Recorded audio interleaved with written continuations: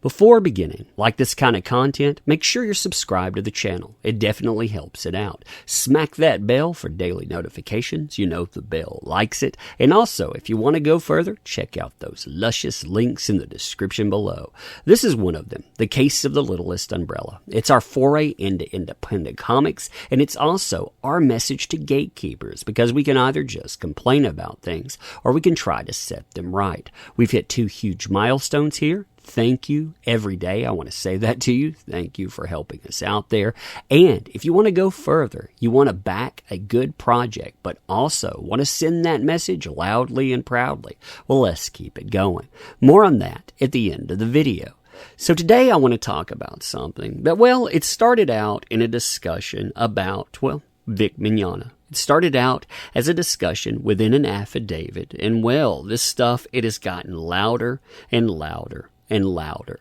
What's been interesting about this is the fact that there's been a lot of questions on whether or not this post and other posts are legit. But I'm going to tell you, it looks like somebody's saying yes, they definitely are.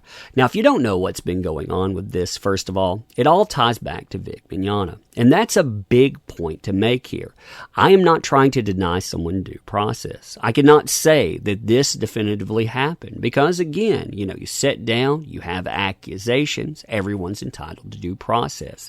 The thing is, the people that are involved in this, people like, well, when you look at this affidavit by Chuck Huber, you start going through, you find out the guy that is accused of this stuff, Chris SABAT, he had it in for Vic Mignogna a long time.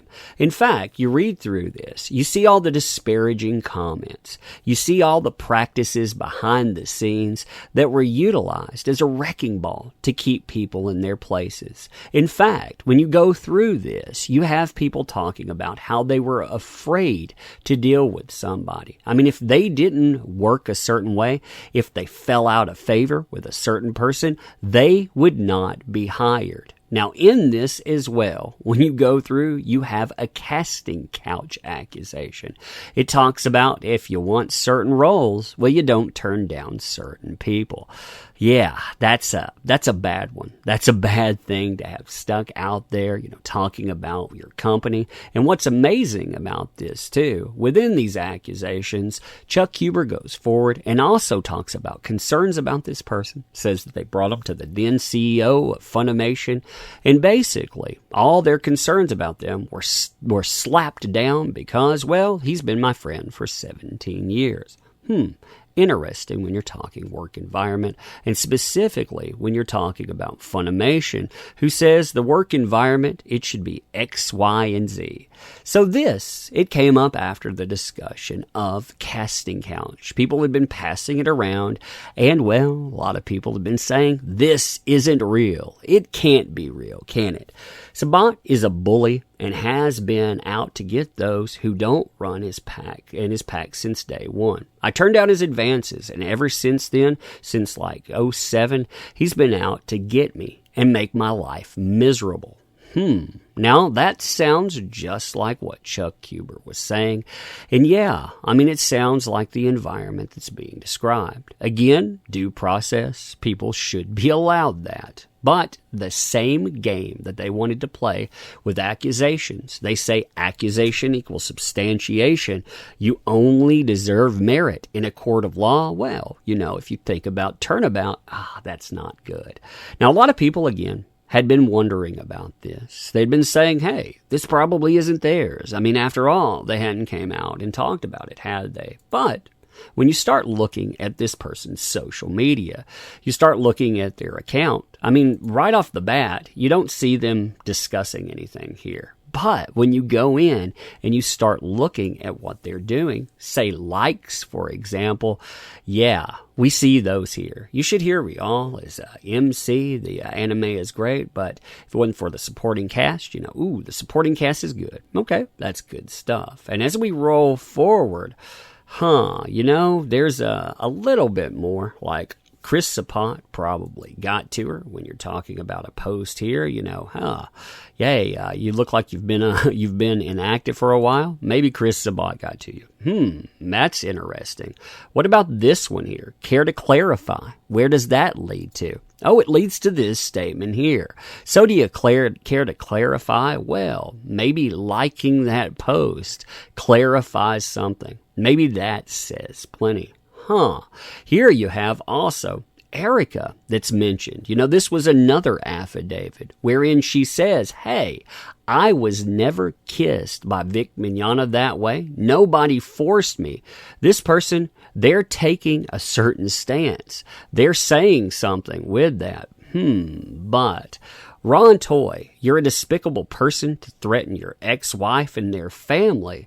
You abused your ex-wife to the point of physically abusing them and mentally. You're disgusting and deserve every bit of hate comes your way.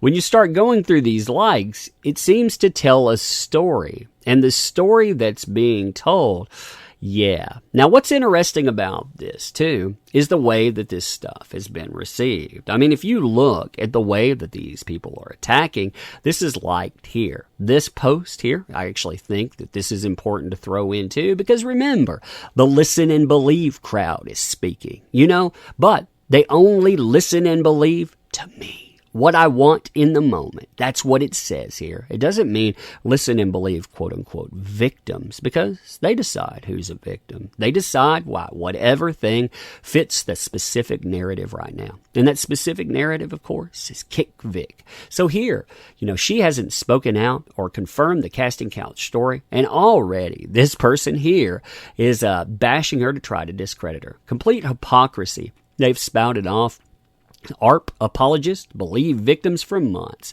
I guess that's only for Vic accusers. Interesting. So look at this here. I mean, check these out. So you have this account, again, that has attacked people for months. And this is indicative of Kick Vic. It's also indicative of certain people out there that'll say, I believe victims. Really? Do you? Because if you do, you have to wholeheartedly go in and believe, period. And you don't seem to be doing that.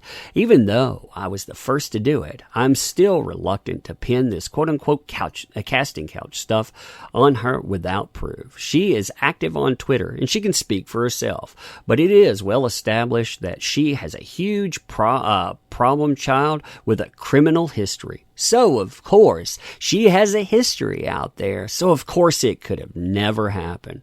Let's deflect away from Funimation, who we've seen act terrible. We've seen accusations about. Let's deflect because, of course, Vic Mignogna accused, burn him down. Chris Sabat, oh no, it's the person out there. What's that word again? Victim blaming. Here's another one as well. There's nothing wrong with wanting to give an ex-con a chance when it comes to employment. I think employers should overall be more willing to do this. And she is very popular, VA, among those who grew up with her interpretations of. So, hey, let's give her another chance. Let's go out. Let's actually talk about that because she's an ex-con. An ex-con. They want to drill that in. Look, throw her in here has a very bad reputation among Dragon Ball fans who are in the know. I guess I'm not in the know there. Because I come in, I look at this situation, and what I see now are people that are willing to say, hey, let's ruin that person because maybe that person was drinking because of some of this stuff. I mean, if you're going to attribute things, if you're going to go in the know, maybe you don't know that much, especially listen and believe, being thrown out the window. But let's continue. But that doesn't mean this is all true. The way Nick is presenting it seems very dodgy. I'll have to check to see exactly how he presented it later. So it's dodgy, even though I don't remember how he presented it, because I don't know. I got to check it out. But, he said that. So here it is. This is the deflection point, too. I always heard that she was fired because she was an alcoholic with so many arrests that it made working with her very difficult. She has multiple convictions for property theft and DWI. And she has been shopping this casting couch story for years. Wait a minute. So she's been shopping that story for years and you don't believe her, even though she's been consistent with that? That's interesting. Also, if we're talking about criminal histories, we should talk about certain voice actors out there, because I've been finding out very interesting things about some of them. You know, some of them that have been very, very nasty toward me, well, turnabout, would ask. Maybe you should look at them a little bit closer, because you know what? They have histories too. They like to go and pick things up, put them in their pockets and whatnot, without paying for them. A lot of them, they have very, very sordid pasts that when you put it together, everyone has a past. Not passing judgment there, but it's very interesting how you want to believe some folks, but other folks, again, I only believe certain people. Gotcha there. Gotcha. So anyway, when we go through this, you can look at it, but remember, when you see how this stuff was put together, when you look at exactly what's transpiring here, and you look, again, at people talking about Funimation behind the scenes, this is something that companies, they shouldn't be ignoring. If you're going to go out and listen to a Jelly Bean tale, you're going to go out and listen to two anime fans and a kiss that happened, well then, maybe you should be listening to this too. Again, Funimation, what the heck are you doing? What the heck are you trying to hide? And Chris Sabat, again, I'm not calling for a person's job. I do not want them denied due process. But if you set the stage, you start burning down the house, maybe you should make sure that you're outside of it first. But anyhow, you tell me what you think about this stuff. Like this kind of content too? As I said, subscribe to the channel. We definitely have a lot of fires that are going on right now. And man, this stuff is only going to get more interesting. I cover other things out there too, but this is the kind of stuff that I've been interested in. And you can see why. This is a fascinating thing to watch play out. You're watching a company that has decided to go and do something crazy, pay the price for it real time. And we have a court case going on too. Also, check out the links in the description. Case of the Littlest Umbrella. Again, this is our foray into independent comics, but it's more than that. Basically, it's something that would allow us to defy gatekeepers, and also it would allow myself on a personal level to go out to give something to my child who's part of this channel as well, and to say, hey, here's something when you look forward that locks in this moment of time just for me and you. Now, when you're looking at all of this, of course, leave your comments. I want to know what you think about all of this stuff. You don't have to agree with me either. Remember, again, due process. Very hard sometimes to give that there, especially, when people like this, they want to go out and they've done what they did. But, the worst things, you can either be a paper tiger or you can actually stand for convictions. At the end of this, too, I want to thank you. I appreciate you. While these companies and certain people out there have forgotten you, they've spit at the idea that you're a fan. Yeah, I want to thank you for showing up. I do appreciate you. I mean that. That's why I say that every time at the end of videos, to remind me to thank you, because you make this possible. I enjoy it, and you make it where I can do it. So thank you. I appreciate you. We'll do this again very soon.